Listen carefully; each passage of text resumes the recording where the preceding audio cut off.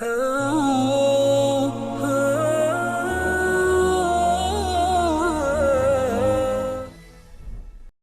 the next bit of information we have was the first job of the Prophet ﷺ. The Prophet ﷺ said, hadith is in Bukhari, so it is completely authentic. Allah never sent a prophet except that he was a shepherd. So they said, not even you, O Messenger of Allah. So he said, yes, I was a shepherd. And I used to tend to the flock of the people of Mecca in return for some qararit, some pennies. What are some of the wisdoms? Why would Allah Azza wa Jal do this? If Allah had willed, our Prophet ﷺ would have been born in the lap of luxury. Sheep are very similar to men, in that they need to be taken care of or else they're gonna go astray. And every single animal has a personality. And the shepherd understands this personality, that you need to treat every animal according to that animal's personality. Some sheep are stubborn, some are soft and gentle, right? Some, they know where they're going, others they follow the pack. Some are the leaders, some are not. So the shepherd gets to understand each and every sheep in the flock, and he deals with every animal according to its personality. And this is what a leader needs to do, and this is what a prophet of Allah needs to do, that they need to deal with every person according to their mizaj, according to their personality.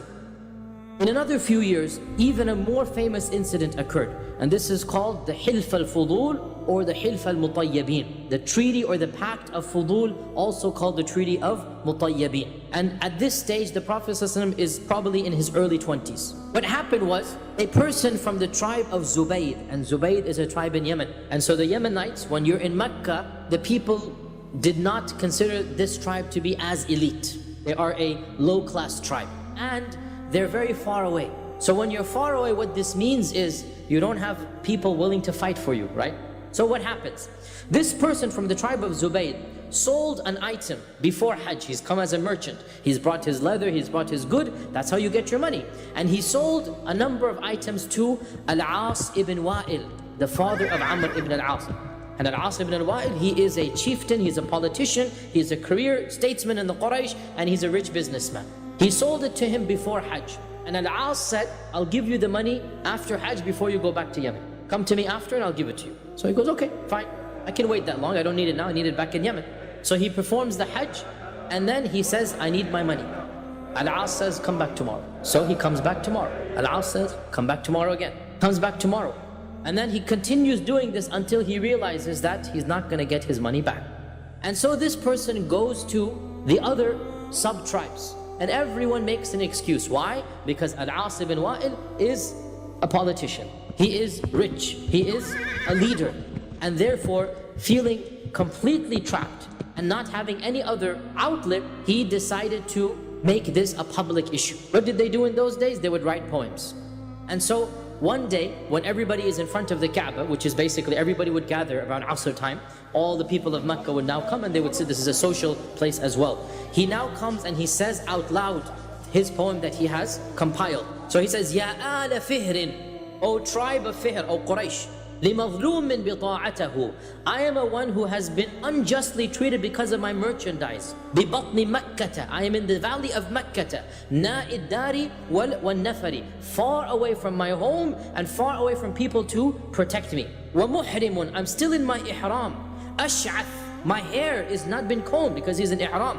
لَمْ يَقْضِ عُمْرَتَهُ, I haven't even finished my umrah. يَا لِلرِّجَالِ, where are my men to help me? وَبَيْنَ الْحِجْرِ وَالْحَجَرِ, between the hijr, the maqam Ibrahim, and the hajar, the stone, you are doing this to me. إِنَّ الْحَرَامَ لِمَنْ تَمَّتْ كَرَامَتُهُ, the true haram belongs to those who are noble. وَلَا حَرَامَ لِثَوْبِ الْغَادِرِ الْفَجْرِ, there is no sanctity to the one who wears a thobe, most likely there was a thobe in there involved as well, who wears a thobe while he is a cheat and a steal and a lowly person. So the news spread like wildfire. And Az-Zubayr ibn Abdul Muttalib, the Prophet's elder uncle, Az-Zubayr ibn Abdul Muttalib, heard of this.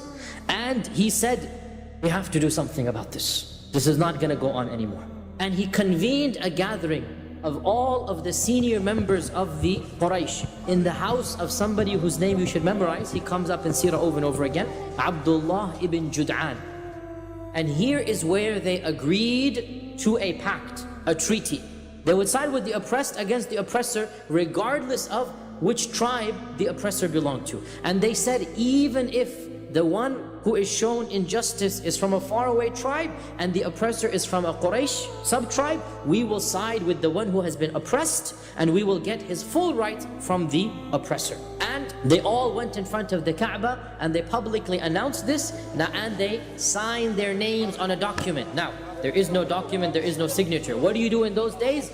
You dip your hands in perfume and you put that perfume on the Kaaba on the same place. Everybody puts it on the same place. And the Prophet ﷺ said, hadith is in Sahih Bukhari, the Prophet ﷺ said, I witnessed in the house of Abdullah ibn Jud'an a treaty that, were I asked to uphold it even in Islam, I would do so. If I were to ask to follow the treaty even now, I would do so. And I would not be willing to give up my place for a lot of red camels. Meaning, if you were to tell me, if you were to give me a lot of money and I were not present at that treaty, I would not do so. I would not be willing to do so. In that treaty, he's saying, they all agreed that the rights would be given back to the ones who deserved them and that no oppressor would have the upper hand over the one who was oppressed.